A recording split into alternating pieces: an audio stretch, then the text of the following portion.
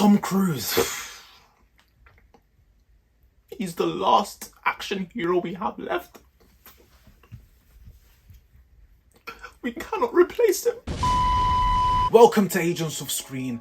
I am your boy Miles, aka the Ball Beyonce, and welcome to my spoiler-free review for Top Gun Maverick. If you are a returning viewer, welcome back, and if you're new here, how I do things, I tell you what I liked, what I didn't like, my score out of 10, and if you should see this film when it comes out in cinemas May 25th or 27th, depending on your region. And even though it does come out on May 25th in cinemas, I was fortunate enough to see it early. Thanks to Paramount UK, I was able to get access to early press screening. You can see that video right up there. And I'm not even gonna make this suspenseful. This movie has no right to be as good as it is. It has no right, especially with everything stacked against it. Like, it defies all logic. Okay, so you're telling me that this is a sequel to a movie that came out 36 years ago that most of the current generation don't care about. This has an aging superstar in a 60-year-old Tom Cruise in the midst of all of these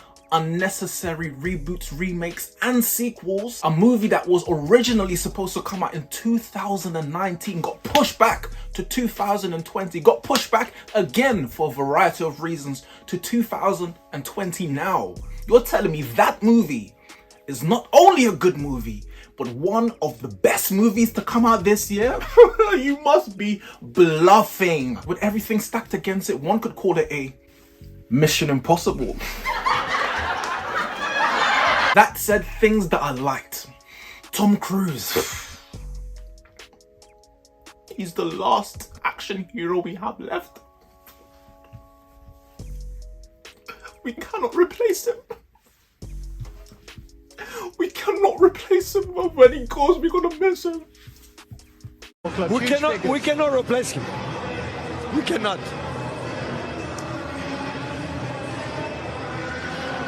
But genuinely, Tom Cruise might be the last Hollywood superstar we have left of the old Hollywood. That boy don't miss. Action, and Tom Cruise is undefeated. The most electrifying man in sports entertainment. That's what they used to call The Rock. It may not be The Rock no more. It might be TC, aka Big Tom Cruise, boy. Is man dumb. And speaking of action, this is an action movie. And the action in this is genuinely exhilarating. One could say that it took my breath away. But how this film was shot adds to the action. As you know, Tom Cruise does a lot of his own stunts. And he actually flew a jet in this film. So when you have an actor that's prepared to go to those lengths, it allows you to get certain camera shots that you wouldn't be able to otherwise. It makes you feel like you're in the plane yourself. When they're having near misses, you feel like you just got hit as well. When they're losing their breath, you feel like you can't breathe as well. And even for the actors that didn't do their own stunts, the visuals and the CGI and the cinematography was strong enough that it hooks you into the action even more, in the same way that bad visuals or bad CGI takes you out of a movie. And of course, no spoilers, but there's a mission at the end of this movie.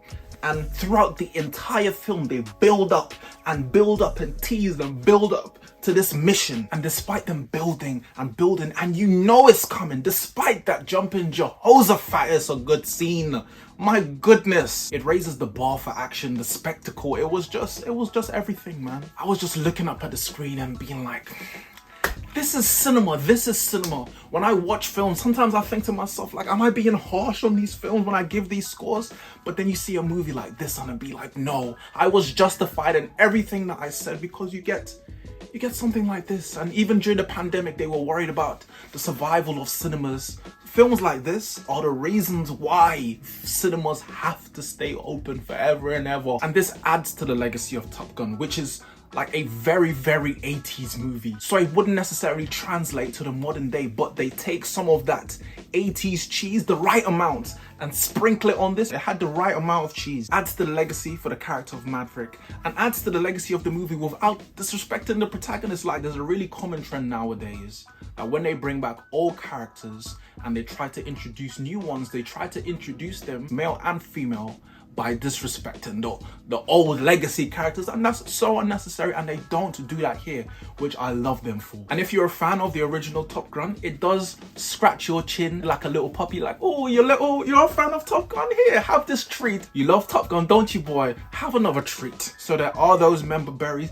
and there are those, if you want to call nostalgia baits, but for me, it's earned, and it doesn't go overboard with it. It rewards you, as it should. And if I'm being honest, just like the first film, the story is pretty basic. However, it does have a lot of heart, and that heart forms the core of the movie. And speaking of heart, I think the cast across the board done a great job, regardless if they have a small or big role. You're invested in their story, you're invested in their obstacles, you're invested in the things that they are invested in. And something else that I really enjoyed, and I hope it's not just me that noticed it, but I feel like this film is a metaphor for where Tom Cruise falls in his career right now. There's a theme in this movie of these young guys are taking over. I'm not sure there's a place for your kind here anymore. One could say he was worried about the edge of tomorrow.